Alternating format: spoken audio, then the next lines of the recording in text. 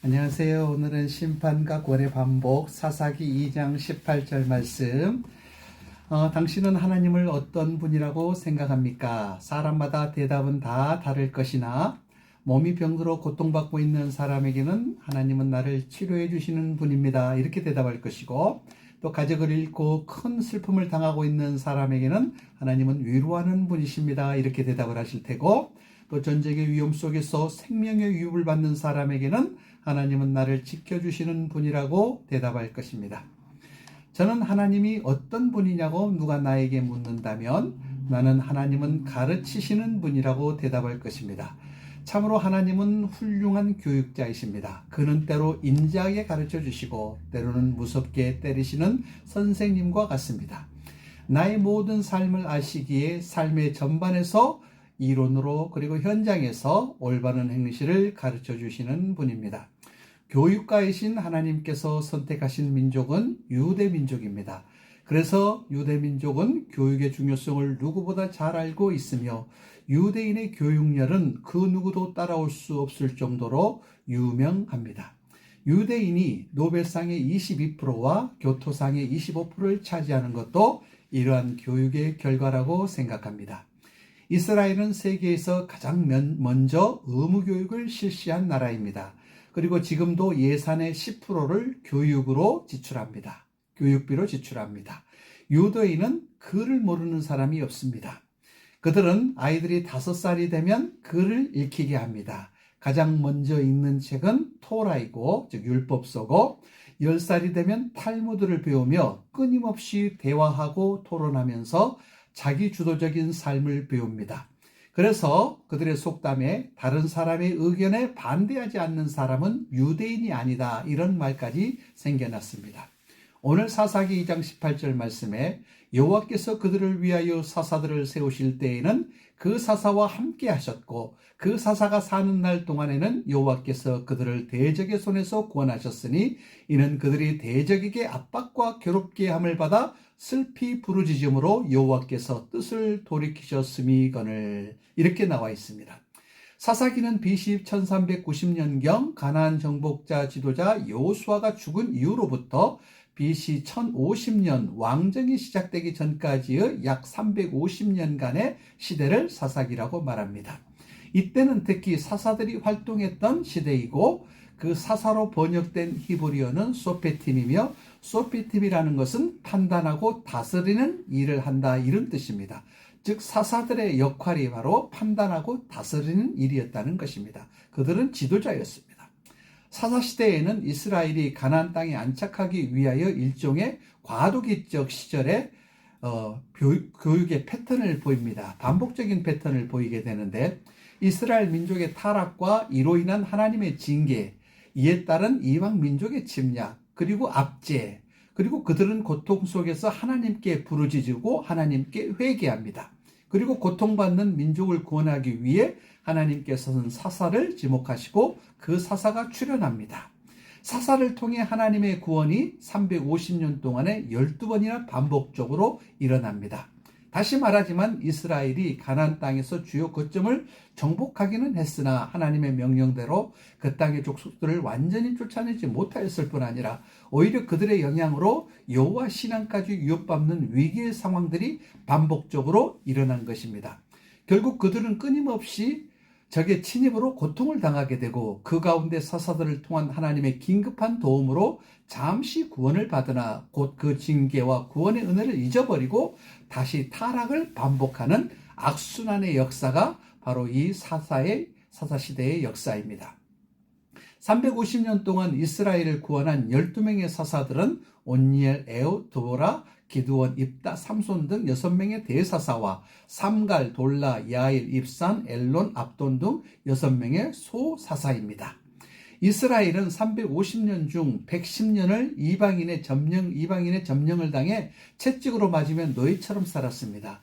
이를 통해서 그들은 철저하게 자신을 돌아보고 또 자신의 잘못을 깨닫고 반성하고 그리고 하나님에게 돌아오게 됩니다. 여러분, 우리나라는 주변에 강대국들이 있고 또한 북한이 있습니다. 긴장이 떠나지 않는 한반도입니다. 이들은 한국교회의 회초리입니다. 기독교가 들어온 나라 중에 발전하지 못한 나라가 없고 또 기독교가 들어온 나라 중에 가난하게 사는 나라가 없습니다. 제 말이 의심스럽다면 지금 지구상에 존재하는 195개국을 자세히 살펴보시기 바랍니다. 그러나 지금 우리나라는 위기 가운데 있습니다. 올바른 교육의 부조로 인해 교사와 아이들의 휘청이고 있고 성적 취향을 인정한다는 이유로 동성애 등 성적 부도덕 그리고 이혼 등 위태한 가정들이 너무나 많습니다. 특히 우리 사회 근간에는 배금주의, 물질 만능주의가 자리 잡고 있어 사람들이 돈 외에는 관심을 가지지 않습니다. 오직 돈만 관심을 가지고 있습니다. 그러나 우리가 기억해야 할 것은 우리 주변에 하나님이 준비한 회초리가 있다는 사실을 잊지 말아야 합니다. 우리가 깨닫고 바로잡지 못한다면 틀림없이 이 회초리가 사용될 것이고 어쩌면 엄청난 전쟁이 일어날 수 있다는 것을 우리는 생각해야 합니다. 성경에서는 말세에 일어날 전쟁에 대해서 많은 예언들이 있습니다. 누가복음 21장 10절에 보면 또 이르시되 민족이 민족을 나라가 나라를 대적하여 일어나겠고 이렇게 되어 있습니다. 그럼 우리는 어떻게 해야 될까요? 우리가 원래 하던 대로 돌아가야 합니다. 사람은 가정으로 돌아가 가정을 바로 세워야 하고 학생과 교사는 학교로 돌아가 학교를 바로 세워야 합니다. 남자는 남자다운 남자가 되고 여성은 여자다운 여자가 되시기를 바랍니다. 이것이 우리가 살 수 있는 길입니다. 하나님의 관심은 의로운 사람에게 있습니다. 역사의 존폐 여부는 믿음으로 세워진 의로운 사람들에게 달려 있었습니다. 창세기 18장 21절과 22절에 보면 하나님께서 아브라함을 방문하셨습니다. 자신의 행적을 아브라함에게 밝히셨습니다. 그 행적이라는 것은 하나님께서 말씀하신 대로 소돔과 고모라에 대한 부르짖음이 크고 그 죄악이 심히 무거우니 이제 내가 내려가서 그 모든 행한 것이 과연 내게 들린 부르짖음과 같은지 그렇지 않은지 내가 보고 알려 하노라. 하나님께서 소돔 및 고모라 등 6고을에서 들리는 원송의 소리를 들으셨습니다. 그 억울함의 목소리를 들으셨습니다. 학대의 소리를 들으셨습니다. 성폭력의 소리를 들으셨습니다. 이 때문에 하나님께서 그 사실을 확인하고자 소돔에 가시면서 잠시 아브라함의 장막에 들리셨던 겁니다. 아브라함은 자기 조카 롯이 소돔에 살고 있었기에 걱정이 이만저만이 아니었고 결국 아브라함의 말대로 하나님께서 소돔 땅에 의인 10명이 있다면 소돔 땅을 멸망시키지 않기로 약속하셨습니다. 내가 10명으로 말미암아 멸하지 아니하리라 이렇게 말씀하셨습니다. 소돔과 고모라 및 6개의 성읍의 존폐 여부가 의인 10명에게 있었다는데 우리는 주목을 해야 됩니다. 소돔은 결국 의인 10명이 없어서 불과 유황으로 멸망을 당한 그런 도시가 되었습니다. 여러분 오늘날에도 세상의 존폐 여부는 이 세상에 의로운 사람이 몇 명이 있느냐에 달려 있습니다. 의인이 있기 때문에 세상은 존재하는 겁니다. 악인은 세말 가치가 없습니다. 그들의 숫자가 아무리 많다고 해도 의미가 없습니다. 하나님께서는 소돔의 악인들처럼 그들의 존재 가치가 전혀 전무하다고 판단하시는 겁니다. 여러분 하나님은 가르치시는 분입니다. 우리는 하나님의 자녀들이지만 이 땅에 사는 120년 동안 모든 신분과 계급을 내려놓고 하나님으로부터 교육을 받아야 합니다. 지금 교권이 바닥에 떨어진 것도 교육생의 신분적 위치를 잘못 파악해서입니다.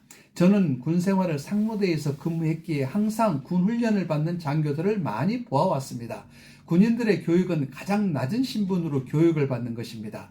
군대에서 별을 포함한 모든 장교들도 다 똑같습니다. 교육을 받을 때는 모든 계급과 모든 권리를 다 내려놓습니다. 일반 사병과 똑같이 조교들이 그들을 굴리고 월차례를 시킵니다. 그렇게 해야만 교육이 되는 겁니다. 유대인들의 교육법에도 아무리 하나뿐인 귀한 아들일지라도 교육의 시기가 되면 아들의 지위를 모두 없애고 종인 청지기 하인 밑에서 훈련과 교육을 받게 합니다. 여러분, 나를 괴롭히거나 나를 위협하는 무서운 존재가 있을지라도 그것은 하나님께서 사용하는 교육의 도구입니다. 하나님이 전지전능한 분이기 때문에 가장 효율적인 방법으로 저와 여러분을 가르치시고 훈련시키는 겁니다. 예수 그리스도를 영접하시고 하나님을 만나십시오. 하나님이 당신을 위대한 사람으로 만드실 것입니다. 그것은 바로 하나님의 능력입니다. 감사합니다.